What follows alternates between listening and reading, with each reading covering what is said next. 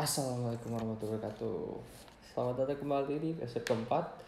Bagi yang baru join, silahkan ditelusuri dulu episode sebelumnya supaya kita pada halaman yang sama. Ini ngerti apa yang kita bahas?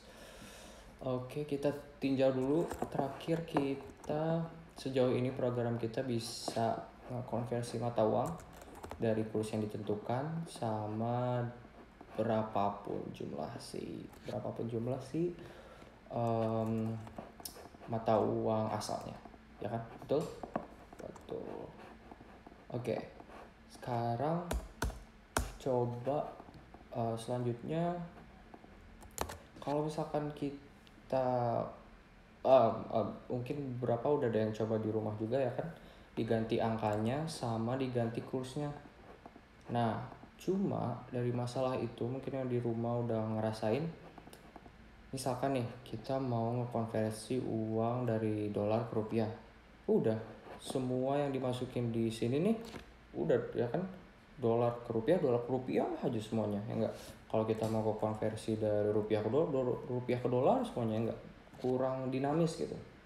Nah selanjutnya berarti kita harus bikin si kurs ini yang dinamis ya enggak. Ini kan masih istilahnya kita hard coding, maksudnya kita masih bener-bener cuma satu fix itu doang. Nah gimana nih caranya? Kita udah belajar apa aja? Kita udah belajar les nih. Mungkin kita bisa masukin kursnya ke list ya nggak? Coba kurs mata uang ya nggak? Les. Misalkan, kita tentuin aja dulu di sini berapa rupiah dalam mata uang di bawah ini. Misalkan ngomongin duit enak ya, ijo-ijo lagi gitu. Oke, kita cari dulu berarti kan khususnya karena kita merubah ini terus dimasukin ke for loop biar si apa namanya lebih dinamis. Cari dulu berarti USD kita udah punya, masukin ininya ke sini.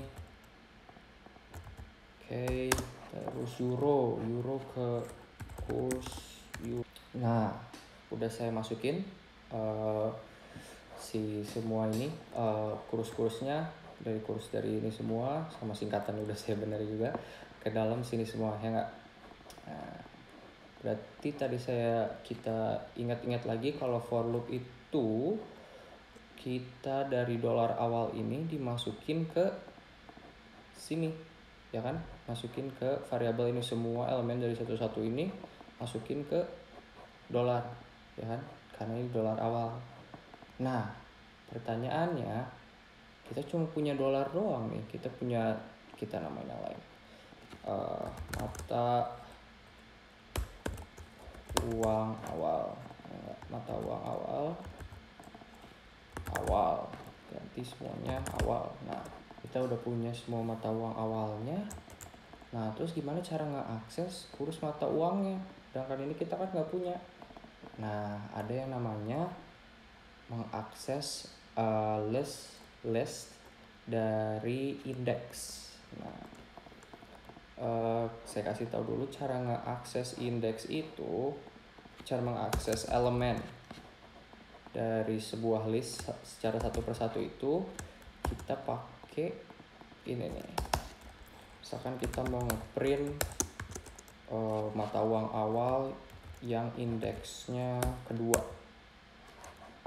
execute. Nah 1234 loh, kok 1234? Nah permasalahannya adalah, mungkin udah yang pernah dengar, tapi kalau di programming ngitung itu dari 0 bukan dari 1. Jadi indeks itu adalah 0, 1, 2, 3, 4. Nah sama juga ini 0, 1, 2, 3, 4 itu. Jadi gitu. Misalkan kita mau ngeakses indeks nomor 5, kita misalkan mau ngasih indeks nomor 2, berarti 2 kurang 1, 1, karena kan kita ngotong dari 0 tuh. Cara gitu, yang dicari kurangnya 1. Misalkan kita mau indeks nomor 4, berarti 4 kurang 1, 3. Kita execute, set, 25 ya kan, benar. Tadi kita mau nge-akses elemen nomor 4. Jadi 1, 2, 3, 4 cuma karena ngitungnya dari 0 jadi 0, 1, 2, 3. Gitu. Itu cara nge-akses array. Nah, apa hubungannya cara nge-akses halaman apa tadi elemen dari list ini satu persatu? Nah, karena berhubung semua ini si kursnya udah istilahnya matching gitu ya, yang 50 udah kurs dolar, yang 1024 udah euro, ini kita bisa akses elemen array keduanya, list keduanya ini dari hitungan angka. Kita bikin aja 0, 1, 2, 3, 4 gitu, enggak? Nah, gimana caranya? Gini nih, kan tadi kita ingat lagi ke awal, for loop itu adalah semua yang di dalam sini di variabel ini masukin ke variabel ini. Nah, berarti kita tentuin dulu, misalkan index, kita namain index nih variabelnya. Index ada 0, 1, 2, 3, 4 karena ada 5 elemen, hitung dari 0 jadi akhirnya 4 ya nggak? Udah. Nah, terus masukin indeksnya ke sini, ini ganti jadi misalkan angka. Terus nah gimana caranya biar ini jadi ngeakses si kursnya.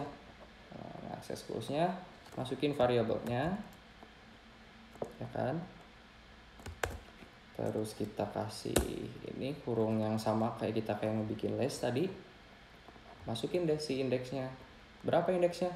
Ya gimana di sininya, gimana di for loopsnya, supaya kita kata di matching tuh. Misalkan for loop pertama nih, kita bayangin dulu ya for loopnya.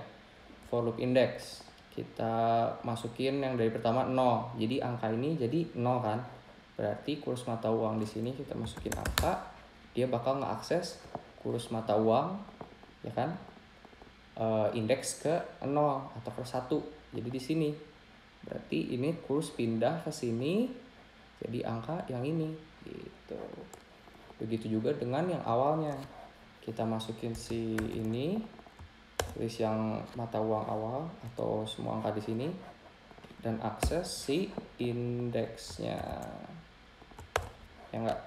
Udah langsung print tujuan, execute, boom, mantap nggak? Sekarang udah bisa kan ganti-ganti. Cuma gimana kalau ternyata kurs mata uangnya kita nggak cuma pengen USD, Euro, GBP gitu-gitu, kita nggak tahu nih mata uangnya yang mana, terus mata uangnya mana, terus berapa jumlahnya ya nggak. Kalau gini kan kurang oke, lebih dinamis, kita bisa bikin list sepanjang apapun, tapi kan nanti kita ngulang nih, misalkan ada USD lagi, berarti kita harus masukin si kurs USD ke sini misalkan ya nggak. Itu kurang dinamis nggak sih? Nah, gimana caranya selanjutnya nih biar lebih dinamis? Nah, ada yang namanya, saya perkenalkan lagi, dictionary. Itu adalah tipe variabel lainnya. Dictionary itu adalah key value pair. Key value pair itu jadi nih misalkan kita dictionary, singkatan dictionary kurs mata uang sama dengan, nah dictionary itu dihituin sama itu tuh, sama curly braces, si tanda kurungnya kayak gitu, bahasa Indonesia apa nih pokoknya itu. Nah kenapa tadi saya bilang key value pairs? Key value pairs itu maksudnya setiap elemen yang di dictionary itu harus ada dua, harus ada key, harus ada value. Apapun itu harus ada key sama value. Nah key itu harus unik dalam satu dictionary, si key itu nggak boleh sama. Jadi misalkan ada key value, terus ada misalkan key yang pertama kita namain USD ya. Nah, terus masukin ininya ke sini, nah, set. Nah, selanjutnya euro kan. Set. Nah udah, ini dictionary yang tadi. Timbul pertanyaan, kenapa ini di bagian key-nya itu ada di antara tanda kutip sama jadi warna hijau kan. Nah, itu namanya string. Jadi string itu salah satu tipe variabel yang isinya bisa kalian isi apapun, karakter apapun yang dalam keyboard. Jadi misalkan pemakainya nama nih, nama sama dengan Jimmy gitu. Itu bisa, atau apapun pokoknya kalau mau masukin variabel string atau tulisan biasa tambah tanda kutip atau kutip 1 kutip 2 dua-duanya bisa dipakai. Oke. Lalu pertanyaannya gimana nih cara ngeakses dictionary, kembali ke pertanyaan ulang. Kan kita pengennya ngeaksesnya si angkanya kan, bukan ngeakses key-nya. Nah, berhubung gampang sebenarnya karena ini tuh mirip banget kayak tadi ngeakses di list. Tapi karena di dictionary nggak berurutan atau nggak ada indeksnya gitu loh 1 2 3, kita ngaksesnya pakai key. Makanya tadi key itu pertama dia nggak harus unik ya, nggak boleh ada 2 key dalam satu dictionary, nggak boleh ada 2 key yang sama. Makanya di sini kalau kita mau akses masukin aja key-nya, karena tadi unik kan, udah unik. USD print langsung execute. Nah, ini print USD 1465. Ini sisanya penghasilan dari tadi, ini biar lebih ini. Print langsung execute. Nah, kan itu cara mengakses dictionary. Nah, pertanyaan selanjutnya, nah gimana nih kita masukin si for loop tadi? Kita kan nge-for loop, tapi for loop yang tadi kita adanya indeks, nggak ada si key. Sedangkan key juga nggak berurutan kan, kita nggak tahu ini mata uangnya apa, mata uang 50 ini mata uang USD atau ini euro atau ini GBP. Gimana nih cara masukin informasi ke loop kita tadi? Nah, ada satu lagi variabel tipenya namanya tuple. Nah, tuple itu mirip kayak list, cuma dia biasanya antara elemennya 2 atau 3 gitu sedikit, dan cuma sekali pemakaiannya. Kalau list kan nanti kalian bisa pakai berulang-ulang, saya jelasin lebih dalamnya lagi nanti. Tapi dalam konteks ini kita bisa pakai tuple. Oke, langsung aja. Nah, tuple itu sintaksnya gini, pakai tanda kurung biasa. Masukin deh elemennya di dalam, tadi kan 50, koma, kita taruh aja si key dari dictionary-nya. Nah, misalkan USD kan tadi, lupa ini string jadi USD gitu. Jadi nanti ini bayangin si for loop itu bakal masukin si tuple ini nih ke satu variabel ini. Kan kita nanti bakal nge-for loop nih, kita bakal masukin elemen-elemen yang semua yang ada di sini ke variabel ini, baru nanti kita akses di bawahnya gitu rencananya. Gimana caranya? Langsung saya masukin semuanya ya. Nah, kayak gini, udah saya tulisin tuple ini nanti bakal kita masukin ke for loops. Nah, setiap satu tuple bakal masuk ke satu variabel ini, variabel angka. Kita bisa ganti, kita harus ganti lagi kan, kita udah nggak perlu indeks lagi nih, udah kita komen. Kita perlunya mata uang awal lagi, tek, masukin sini. Kita bayangin kalau in kan tadi dia bakal masukin elemen-elemen ke dalam satu variabel. Kita ganti variabelnya mata awal aja lagi, awal. Nah, udah nih, kita udah punya informasi. Sekarang di awal itu ada mata uang yang yang pengen dituju tadi, jumlah mata uangnya. Sama kita udah punya key dari dictionary di dictionary kurs mata uangnya.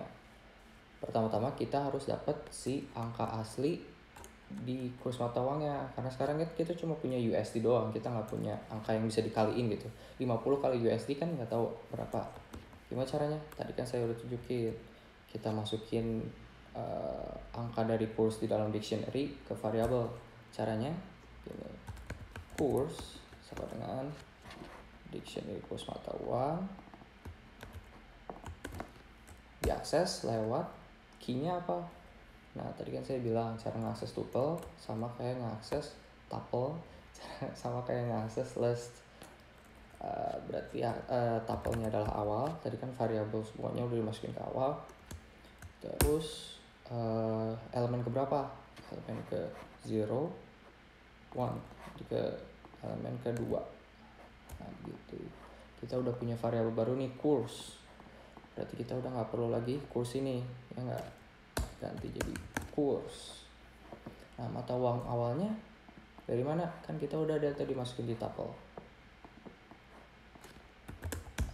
Awal elemen ke 0 atau pertama. Oh udah beres, execute. Nah sama persis kan. Bedanya sekarang kalian bisa masukin semua kurs-kurs, semua mata uang yang pengen kalian tuju di dalam rupiah. Terserah dah, mau dari sampai Zimbabwe, mau sampai Mesir gitu sana, real Arab, tinggal masukin di dictionary-nya. Terus list di sininya, di mata uang awalnya, follow deh, beres. Nah udah segitu dulu, recap ulang sedikit. Kita udah belajar tadi di awal cara ngeakses list lewat index, ya kan. Tadi kita udah ngasih dari 0, 1, 2, 3, 4 di for loop semuanya diulangin. Ngakses elemennya pakai tadi, ngakses elemen dalam list pakai index. Lanjut kita udah belajar tentang dictionary. Dictionary itu tadi tipe variabel yang pakai key value pairs. Jadi key-nya tadi nggak boleh sama, harus unik. Kalau value-nya bebas, mau diisi apa variabel apapun, tipe variabel apapun bisa. Terus kita udah belajar juga tuple. Tuple tadi sama kayak list, cuma biasanya di sini dipakainya cuma dalam bentuk-bentuk kecil gitu, 2 atau 3, dan dia nggak bisa diubah. Sekali dimasukin dia udah nggak bisa diubah. Ya segitu dulu. PR di rumah, cobain di rumah, tambahin kursnya, tambahin listnya yang banyak. Terus tambahin juga si mata uang awalnya, dicobain sampai seberapa jauh kalian bisa nambahin pakai tangan. Habis itu ya semua kodenya ini bakal saya post di website saya. Kalau ada pertanyaan tulis di komen, atau hubungi saya lewat YouTube juga bisa, atau di email aja langsung di website saya. Maju terus Indonesia dan tetap ngoding. Saya Jimmy, assalamualaikum warahmatullahi wabarakatuh.